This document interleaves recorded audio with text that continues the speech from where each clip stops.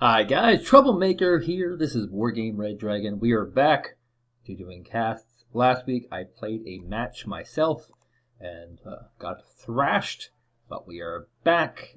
Patch changed things a bit. Balances have been adjusted in the game. But we have an exciting match from the 3v3 tournament. This one features in the blue, playing as blue for the LZT. This is the first time this clan has been on this tournament, or on this channel, sorry, and this is also their first tournament. So there's that. Their opponents will not be easy players. These are guys who almost always play just Redfor, and this is the Steel Balalaikas. They've been around for many of these players European escalation, but the clan basically began the very, very beginning of air-land battle. Maybe the end of European escalation, but all these players are exceptionally good pact players, and they have always played pact. No matter how bad pact perform, they're always there, and looks like a flag is going down for a very, very aggressive move. Now, why this is a bad move? So usually when you're trying to make a push into enemy territory, you're going to gain about a 20% boost in speed by going with these airborne approaches. So, you know, this is the middle ground of your base. So this is the middle of the map right here.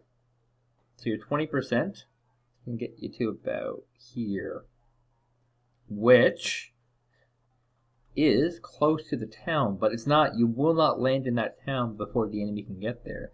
And this is a very, very short route. And if he has any anti-air here, which it seems he does, an airborne rush here could be bad. Now, if you were to land here, down here, you'd be in a much better position because you can leapfrog enemy units in here while having a front guard here to prevent any sort of early pushes. Having said that, we'll have to see how he plays this through. This map is one of the more dynamic maps. Very good for 3v3. A lot of people love this one for 3v3. It does have some minor imbalances. It's all these little things, like this jungle being here provides cover for India, but along this roadway here, there's no cover here. The road is completely opened up. And there's also a lot of ways to assault into this position. So this looks like a puppy. Maybe it's a cat. Looks like they throw a little cat here.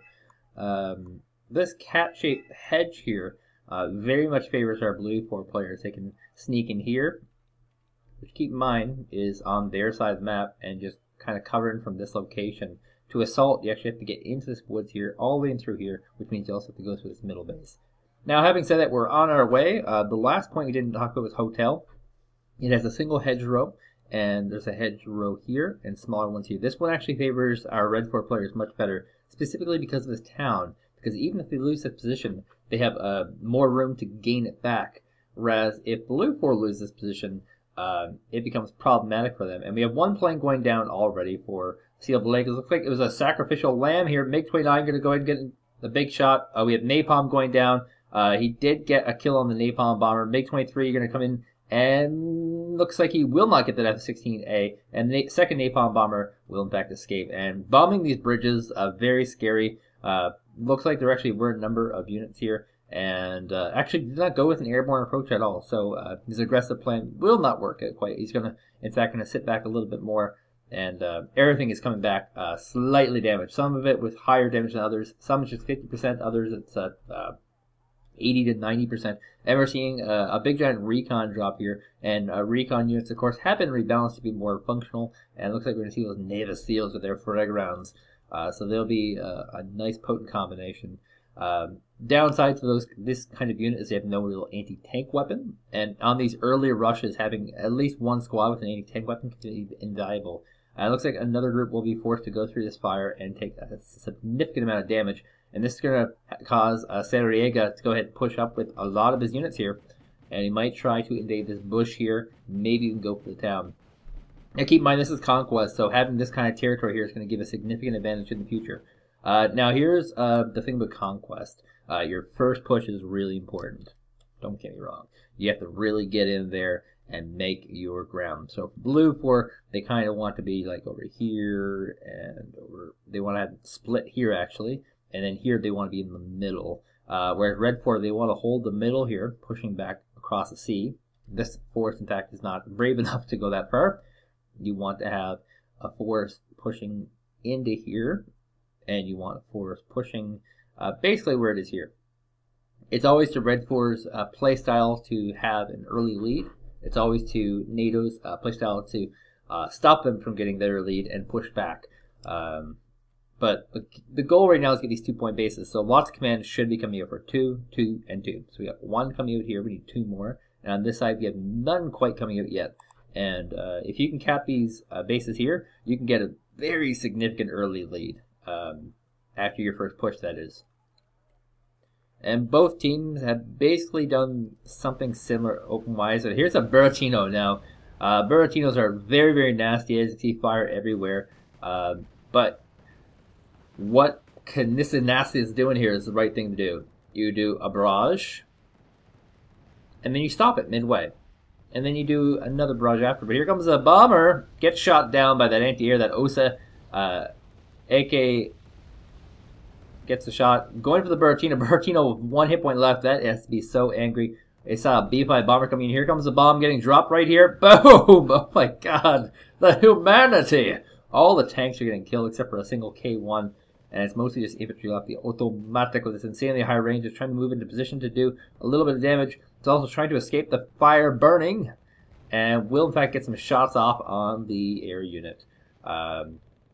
Might be moving up into its death in the middle location here. Infantry Havenport swarm this area here and actually able to take over the towns. That's rather scary. Using those special forces, the special Jednatskis, the special ones, to take this with their awesome sniping abilities.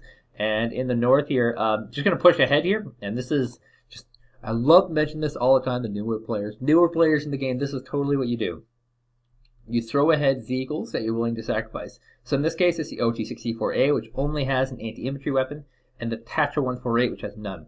And if they die, where they die, that's where you push to. So, you know, in this case, boom, he knows there is something possibly here and here. He doesn't know exactly, but he's going to go ahead and bomb anyway. Now he can move up his forces to this line and try and take that position. Now we have an Su-78 KBL coming in here, and it's got that awesome bomb. I'm going to try and secure this middle location here. This could be a bit of a wrecker here. We do have some PVADs in location, though, and they are firing very quickly, running out, and yes, gets the big kill there. Napalm does go down. Not quite the best location. Starfighter coming in as well. MiG-23 will evacuate right away.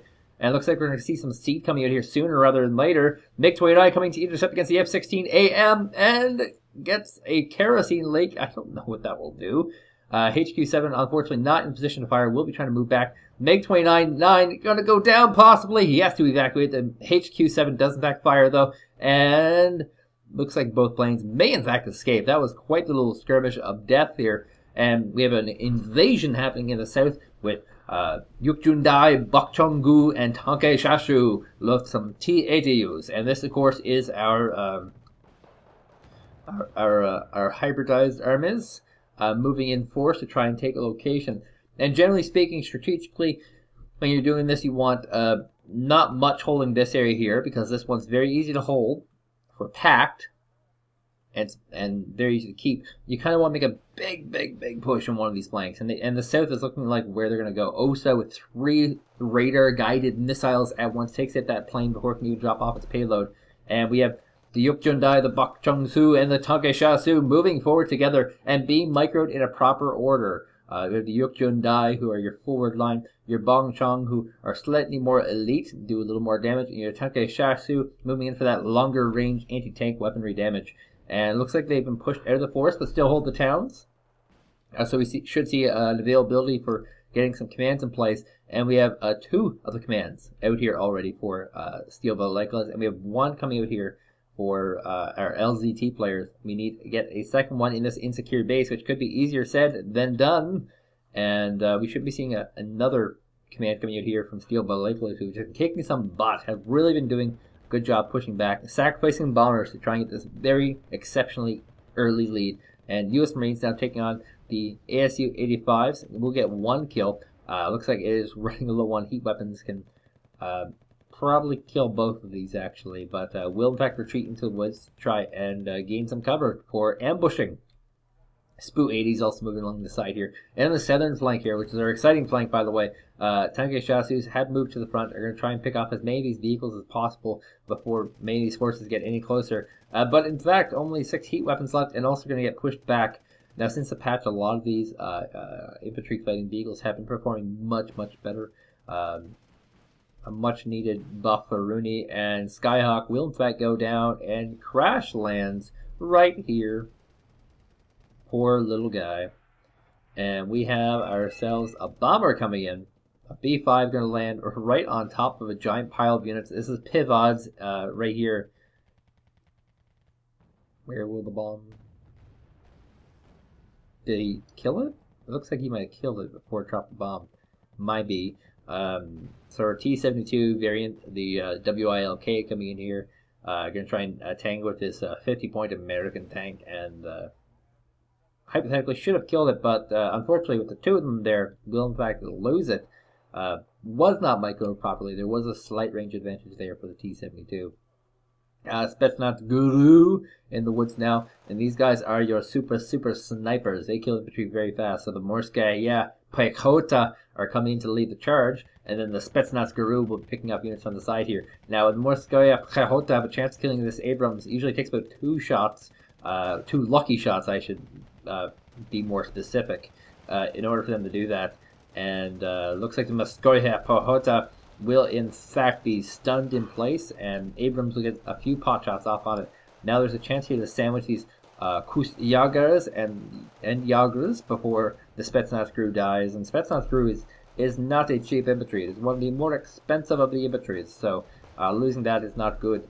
With some support fire here from the T-80U, will the Spetsnaz Guru survive? Possibly close.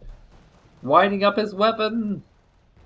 And he will in fact survive. 1 hit point left on him. And we have some supplies back here, so it won't be too long before he can resupply that unit. Speaking of which, the Burrotino is winding up for another attack. He's been moving on these infantry, preparing for this very moment, I suspect. And will fire very soon. T-80 is trying to move up to pick off this Abrams here. And it looks like middle has gone to the Redfor side, doing much, much better than they should be doing, and able to grab an extra base here. Hotel is... you know, they can move up, but they're playing very cautiously, very, very cautiously. There's not too much of an advantage to putting a command here until you can get all these other bases. So we have another command coming on this 2-point base, and that will give a very sizable lead here for Steel Balalaikas. They'll be +4 for a little bit longer because they've neutralized this point, which would be 2. And they've gained this point, which would be 2, and that puts them very, very far ahead. They are rallying out, looks like 2 more commands, so 1 for Lima, 1 for Echo perhaps, or maybe even 1 for Bravo. If they go for Bravo, that would be just sick baller deadliness. Starfighter coming in here, but it's getting flanked by the MiG-29. Now there's some anti-air here, so he's going to either evacuate or he's actually going to turn into the enemy. This is so smooth. Just going to diddle around here. And Chaparrals will fire. Pivots have their guns turned off at the moment, so will not be able to capture this MiG-29. Turn it right on. And no, will not get the MiG-29. He does escape just in time. And with these Morskaya Pechotas and the Bakchongjus in this location, it's going to be very hard. Now, if he would have moved this Bakchongju here, which he just did, he would have been able to kill that vehicle as it moved up, because there is a bit of a line of sight problem here for vehicles. And the Norland Jagere will be deployed, but perhaps killed too easily. Trying to get some round here. A Starfighter moving in. Will the micro be good or bad? Bakchongju in fire! And will not be good. We have a single BTR-60PB going to go ahead and rush by itself. And like I said, this is just solid good play. This is not abusive game mechanics or anything along those lines. It is just what you have to do to win. And where's our commands going in the end? Looks like he's actually accidentally placed a second one here. So he'll have to move that one after. And a Thunderbolt coming in. Going to pick off some of those deadly T-80s. But the OSA here is here as well. And keep in mind, Thunderbolt is not a cheap unit. It's a 100-point bomber, people. He's actually been able, so successful with just the BTR 60 PB to push this P4 PC. Now at this level of play, you have to think, the command was here, it moved, possibly on the move fast command, but not far, so it's in this region. You know it has to be in this region. There's ways of tricking people into thinking that, but that is kind of how you'll think. So he should be able to identify that where that vehicle is very quickly. And it's not an infantry unit. If it was an infantry unit, it might not be worth artillerying. But with that, you can probably artillery it pretty easily. So this probably ends the southern push here for Steel Balalaikas. It's really hard to push across this bridge. This force can be loaded with so many tanks. It's just not worth the time. And looks like they have an infantry coming into here to cap a point, but it just won't be in time. Steel Balalaikas with an insanely powerful lead here. MiG-29 just going to fly overhead. He's been very consistent with his MiG-29s, keeping them out as fast as possible. And where did the other command end up going? Is it? There was a second. Oh, here it is. Here's the one. So he's going to move it into this corner here, perhaps. And usually at tournament level play. And also on the ladder. I mean, I always play up tournament level play, but in general, you should not place your command in jungles. That's a bad place to put them, especially obvious places. The best places end up being like little things like this corner here, or sandwiched in between a town, or something along the lines of that, somewhere where an enemy can't just guess it to be. And this is a very solid location. We'll be getting that. But with that said, at a +6, the Steel Balalaikas steal the game. That was a pun. Against Pelennor, Diamond Dave, and Dubsivka. And I'm assuming by the rules of the tournament they will have another chance to do this. But yeah, this is just total domination by the Steel Balalaikas, able to push them so far. But with that said, my name is Troublemaker. Ladies and gentlemen, I will see you guys next week with another exciting game.